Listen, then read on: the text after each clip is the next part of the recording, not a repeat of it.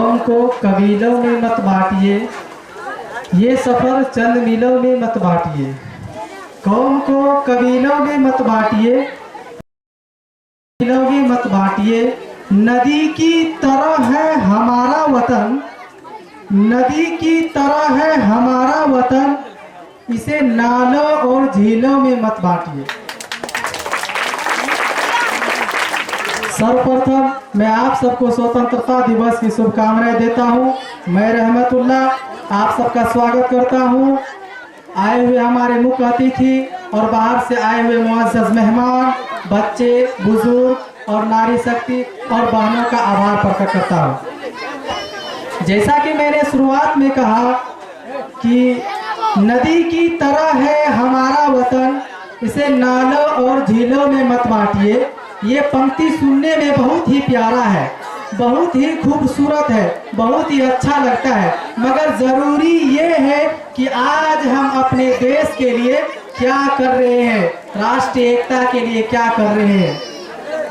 आज जहाँ भी देखो बस यही है, भावनाएं रहती है, इसके बदले उसके बदले। हमारा जरूरी यही है कि हम अपने आप को एकता में बना के रखें। देशभक्तों ने देश को आज़ादी कराया, शहादत देकर, अपनी जान की कुर्बानी देकर आज़ाद कराया। ठीक है, आज हम जो इस कार्यक्रम को देशभक्तों को याद करने के लिए कर रहे हैं, ये सार्थक उस वक्त होगा जब हम इसको सही सोच के लिए, एकता के लिए ऐसे काम करेंगे, तब यह हमारा आज़ादी का दिवस मनाना सार्थक होगा, शुभ होगा और सही होगा और ये कामयाब होगा। तो मैं एक शायर कहता हूँ कि वन में पंछी अनेक है पर ठिकाना एक है, वन में पंछी अनेक है पर ठिकाना एक है। भाषाएं बहुत यहाँ पर बोली जाती है मगर सबका तराना एक है।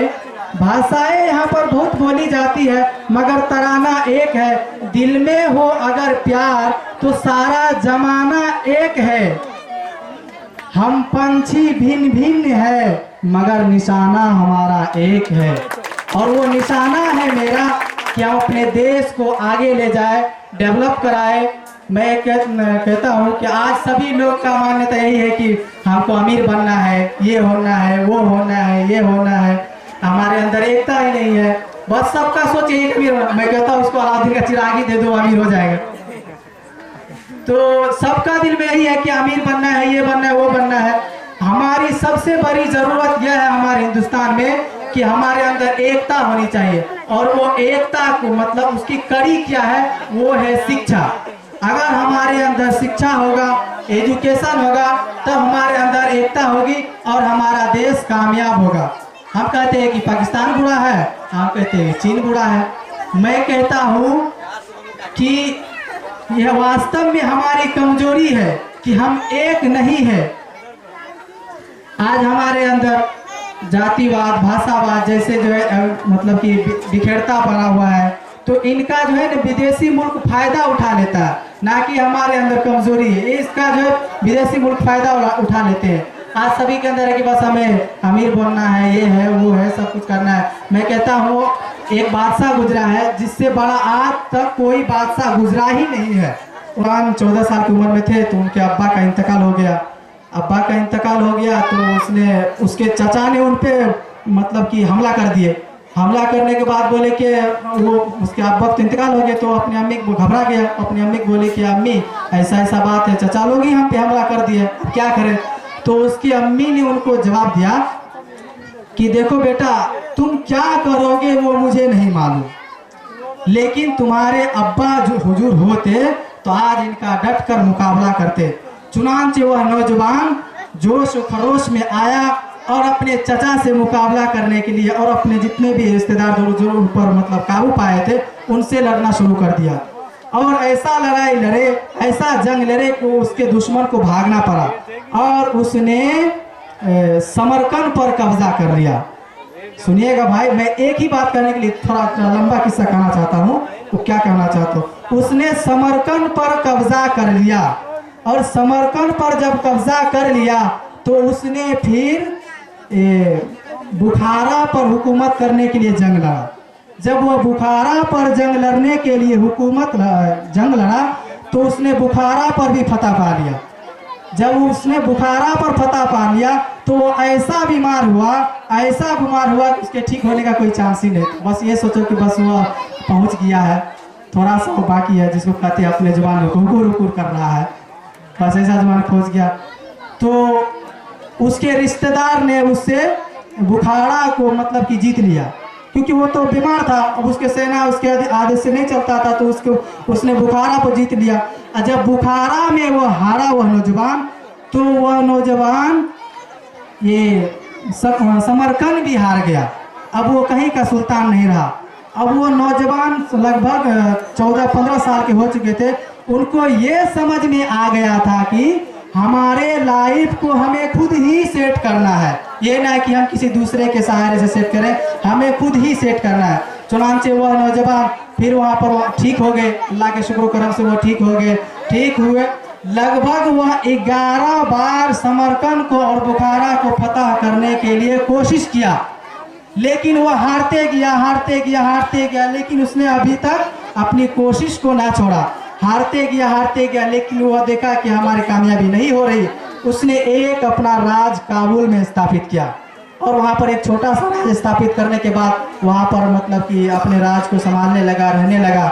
तो उसे हिंदुस्तान के आदमियों ने, बादशाहों ने लेटर लिखा कि आप हिंदुस्तान में आइए और हिंदुस्तान को एक अच्छी सुल्तनत से मतलब कि एतबार से चलाइए और हिंदुस्तान को डेवलप कराइए, आगे बढ़ाइए। चुनांचे वह नौजवान जब से मतलब कि हिंदुस्तान आए तो सबसे पहले मैं बता दूं कि 4-5 स्टैंडर्ड में कुल मिलाकर के लगभग 25 स्टूडेंट ने पार्टिसिपेट किया था। उस 25 में सबसे बेहतर रिजल्ट किनका रहा, अगर मैं बता, सभी बच्चे आप लोग ध्यान से सुनिए। सबसे पहले मैं बता दूं कि 4-5 स्टैंडर्ड में सबसे बेहतर रिजल्ट